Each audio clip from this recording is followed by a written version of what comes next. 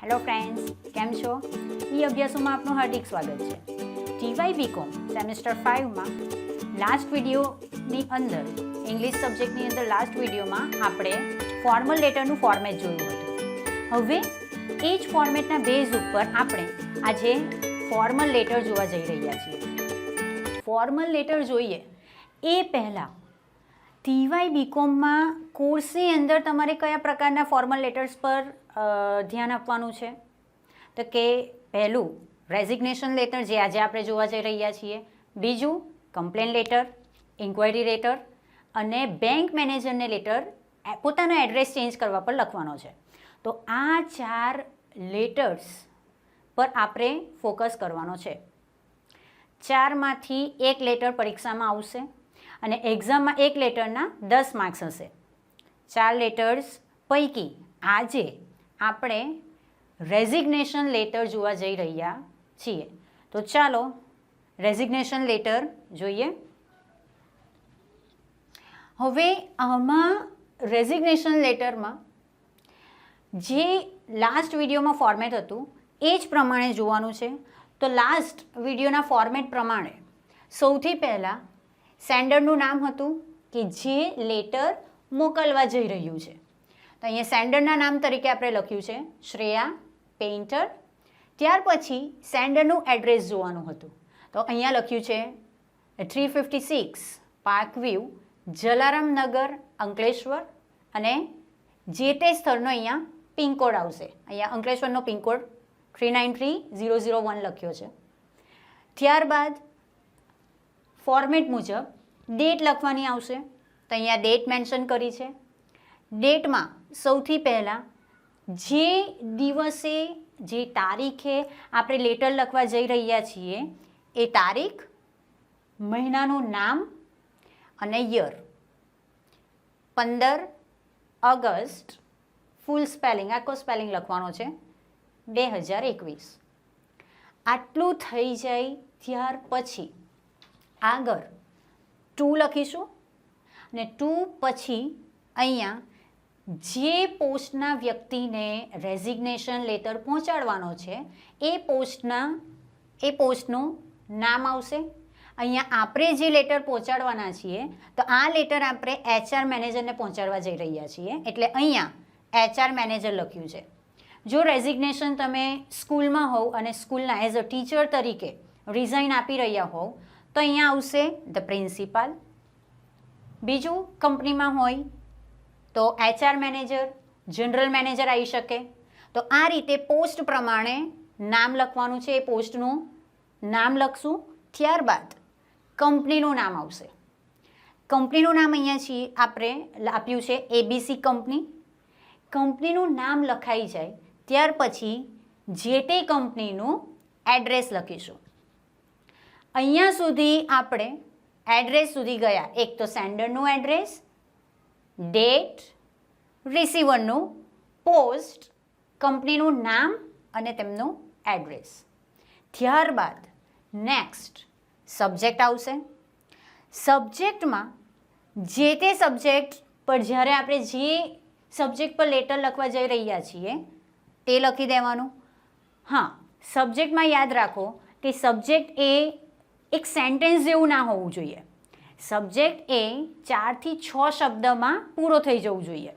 તો અહીંયા આપણે સબ્જેક્ટમાં આપણે ઓફકોર્સ રેઝિગ્નેશન લેટર લખવા જઈ રહ્યા છીએ એટલે અહીંયા રેઝિગ્નેશન લેટર એ આપણો સબ્જેક્ટ બનશે. ત્યાર પછી સેલ્યુટેશન આવશે. અહીંયા આવશે ડિયર સર ઓ મેડમ, બાજુ પર કોમા મૂકશું. ત્યારબાદ અહીંયા મેઇન બોડી, લેટરની મેઇન બોડી ચાલુ થશે. અહીંયા ધ્યાન આપીએ તો લખીએ છીએ I am writing this resignation letter with regret to inform you that next month I will be leaving ABC company. સૌથી પહેલાં જે વસ્તુ ઇન્ફોર્મ કરવાનું છે, જે વસ્તુ આપણે ઇન્ફોર્મ કરવા લેટર લખીએ છીએ એ વસ્તુ લખીશું, એ બાબત અહીંયા મેન્શન કરીશું. તો અહીંયા લખીએ છીએ કે હું આ લેટર લખું છું, I am writing this resignation letter with regret. Regret મતલબ ખેદ સાથે. તો હું અહીંયા ખેદ સાથે રેઝિગ્નેશન લેટર લખવા જઈ રહી છું. શેના માટે? તો કે ટુ ઇન્ફોર્મ યુ ધેટ, તમને ઇન્ફોર્મ કરવા માટે કે નેક્સ્ટ મંથ, આવતા મહિને, I will be living ABC company, હું એબીસી કંપની છોડવા જઈ રહી છું.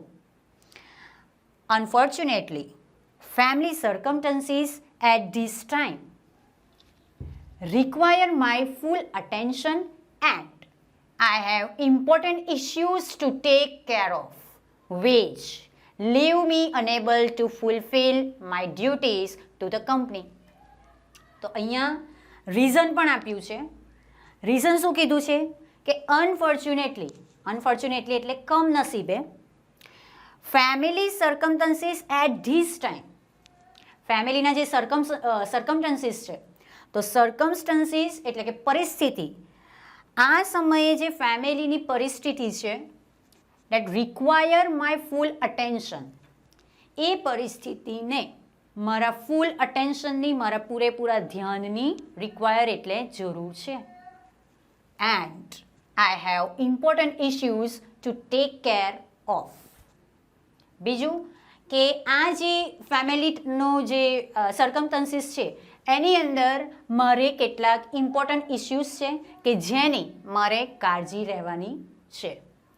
એ important issues which leave me unable to fulfil my duties to the company.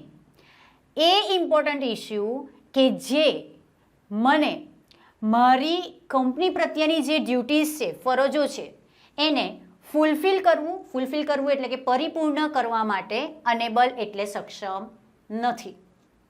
તો અહીંયા આ જે ફર્સ્ટ પેરેગ્રાફ આપણે જોયો, એ ફર્સ્ટ પેરેગ્રાફમાં સૌથી પહેલાં આપણે લેટર કેમ લખીએ છીએ એ વસ્તુ મેન્શન કરી. બીજું, આ રેઝિગ્નેશન લેટર લખ્યો એ મેન્શન કર્યા પછી કે અમે રિઝાઇન આપવા કેમ જઈ રહ્યા છીએ એ કારણ અહીંયા બતાવ્યું.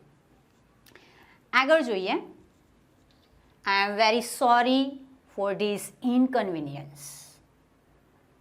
હું આજે મારા તરફથી જે ઇનકન્વિનિયન્સ એટલે અસુવિધા જે થઈ છે એના માટે હું ખૂબ જ દિલગીર છું. But please know that I will be here over the next month. પણ હું તમને એ પણ જણાવી દઉં કે હું અહીં નેક્સ્ટ મંથ સુધી છું. હવે અહીંયા જે સેકન્ડ પેરેગ્રાફ હતો એમાં કંપની છોડવા માટેની જે દિલગીરી વ્યક્ત થાય એ દિલગીરી વ્યક્ત કરી છે અને ક્યાં સુધી આ જે વ્યક્તિ છે એ અવેલેબલ રહેશે એ વસ્તુ પણ અહીંયા મેન્શન કરી છે. ત્યારબાદ નેક્સ્ટ પેરેગ્રાફ જોઈએ. તો નેક્સ્ટ પેરેગ્રાફ થોડો પોઝિટિવ લખવાનો. ઓફકોર્સ આપણે જે કંપનીમાં કામ કરીએ છીએ એનો આભાર તો માનવો પડે. તો અહીંયા છે લાસ્ટ પેરેગ્રાફમાં, thank you very much for understanding and providing positive working atmosphere. શું કીધું છે કે તમારે, હું અહીંયા જે મેં કામ કર્યું તો એમાં તમે જે અન્ડરસ્ટેન્ડિંગથી કામ કર્યું એના માટે, અને બીજું પોઝિટિવ વર્કિંગ એટમોસ્ફિયર જે મને પ્રોવાઈડ કર્યું એના માટે હું તમારો ખૂબ જ આભાર માનું છું. I hope my leaving will not affect our relationship. આશા રાખું છું કે મારું આ જે છોડવાની વાત છે, જે જોબ છોડવા જઈ રહેલ છું, એ આપણા રિલેશનશીપને અફેક્ટ કરે, અસર પહોંચે નહીં. With regards yours sincerely Shreya painter. Shreya painter જે વ્યક્તિ અહીંયા લેટર લખે છે એ વ્યક્તિનું નામ આવશે. તો આ હતો રેઝિગ્નેશન લેટર, જેની અંદર કેટલીક વસ્તુઓનું ધ્યાન આપીશું કે ફર્સ્ટ જે પેરેગ્રાફ છે એની અંદર શેના માટે લેટર લખો છો એ વસ્તુ લખો, કારણ બતાવો. દેન દિલગીરી વ્યક્ત કરી છે. દિલગીરી વ્યક્ત કર્યા બાદ આ વ્યક્તિ કેટલા સમય સુધી અવેલેબલ છે એ વસ્તુ અહીંયા મેન્શન કરી છે. એન્ડ દેન કન્ક્લુડ પાર્ટ એટલે કે જે થર્ડ પેરેગ્રાફ છે એમાં આભાર વ્યક્ત કરતી લાઈન લખવાની છે. તો આ સાથે આપણો રેઝિગ્નેશન લેટર પૂરો થાય છે. આશા છે કે રેઝિગ્નેશન લેટર તમને લખવામાં ખ્યાલ આવ્યો હશે. ચાલો તો મળીએ નેક્સ્ટ ટાઈમ નેક્સ્ટ લેટર સાથે. Thank you.